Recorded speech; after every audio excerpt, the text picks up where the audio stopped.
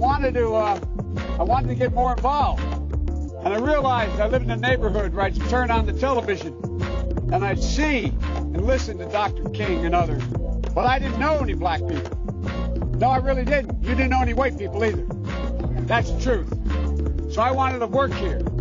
And so what I did was I came down and I applied to the city of Wilmington for a job.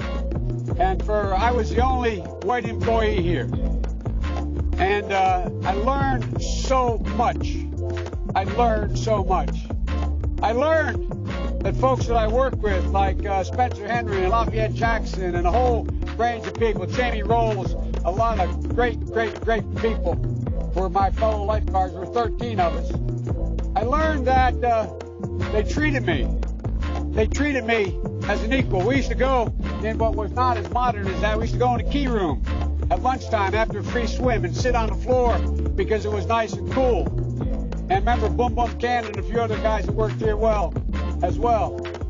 And we sit there and we talk and they'd ask me questions because I really was the only white guy they really knew.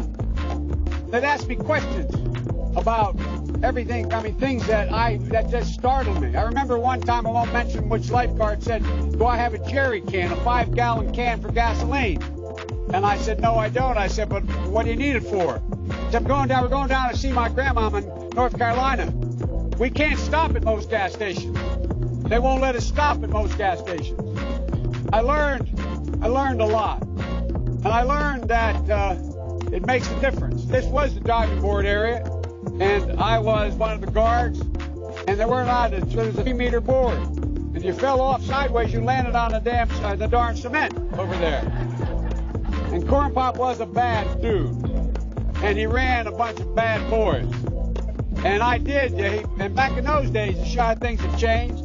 One of the things you had to use, if you used pomade in your hair, you had to wear a bathing cap. And so he was up on the board, wouldn't listen to me. I said, hey, Esther, you, off the board. I'll come up and drag you off. Well, he came off, and he said, I'll meet you outside. My car, these were all public housing behind it. My car, there was a gate out here. I parked my car outside the gate. And he said, I'll be waiting for you. He was waiting for 3 guys in straight razors. Not a joke. There was a guy named Bill Wright, Mouse, the only white guy, and he did all the pools. He was the mechanic. And I said, what am I going to do? He said, come down here in the basement where all the pool builder is. You know the chain, there used to be a chain that went across the deep end. And he cut off a 6-foot length of chain. He folded up and said, you walk out with that chain.